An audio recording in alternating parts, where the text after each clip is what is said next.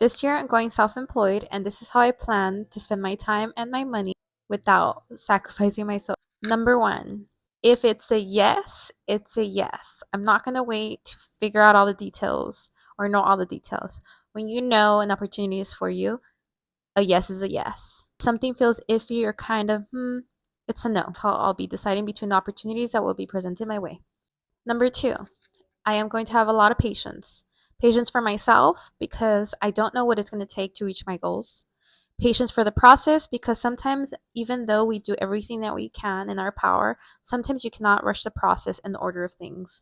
Meaning, there's other people involved, there's life that's involved, and then there's just time. Sometimes processes and goals need time. Just like as if you were planting seeds, the seeds need love and care and they need time to grow and sprout. Number three, I'm using what I have, where I am to get started.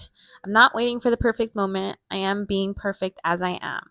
Because if you ask Priscilla when she was 5 or 7 years old, she wanted everything she has now. For me to wait for a more perfect version just doesn't make sense because I am exactly where I wished I was when I was a little girl. I'm gonna use the setup I have right now. I'm going to use the funds that I have. I'm going to use the time that I have. There's no more perfect moment than today, here, the present, because tomorrow's not promised. And yesterday, it's gone. So, right now, if right now I can't, maybe the next minute I can. Maybe the next 5 minutes. For example, this video, if I can't film it right now, it's okay to put pause, go on to something else, and come back. Well, this year, as I go self employed, I have to be very mindful of my needs versus my wants. My needs are my most essential expenses to keep the lights on, the most important things. I am not one to want to go be out homeless in the world and work on my dream. That's just not how it's going to work. I want to make sure that I know if I'm spending any money, it's on my absolute needs and most basics, which is shelter, food, ingredients. If I can, I'm going to try to cut back on outside spending. And if I need to stop paying others to do things for me because it's going to give me back my time and my money, then I'm going to do that. The wants, because I'm still want ones in my life and I'm not going to sacrifice those. I've done it before and it didn't work out. I'm still going to continue having my wants on site and maybe I might save. So I'm going to be very mindful about my needs and wants this year. And I'm going to prioritize accordingly. And with me having to use what I have at the moment, that doesn't just include tools, space, it's also all my gifts. So, whichever opportunities are presented to me this year to stay self employed, be able to travel, take back my time, take care of myself, focus on the things that I love, if the opportunities present themselves and they use one of my many gifts, I'm gonna go ahead and take advantage. In the past, sometimes, and the world's in the current state of things right now, sometimes we think focusing on one thing is what we need to, right? One career, one job, one full time. But times have changed. Um, and I do have different gifts and skills and talents. And so I don't want to just put them to waste. And I don't want to neglect the other one just because I want to focus on one.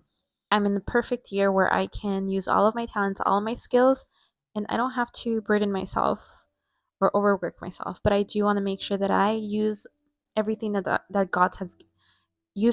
God has given me. Go to my websites. You'll notice I have different things. Right now I'm doing affiliate marketing. Sometimes I do websites for clients. Sometimes I do events. Sometimes I do Uber. Sometimes I'm investing and then I pull out the money and I make some money. And sometimes I just do random acts of service and I get paid. Maybe it's cleaning. Maybe it's helping somebody for a few hours on something and they want to go ahead and pay for my time. And so, as long as there's peace and I'm not selling myself, it's okay.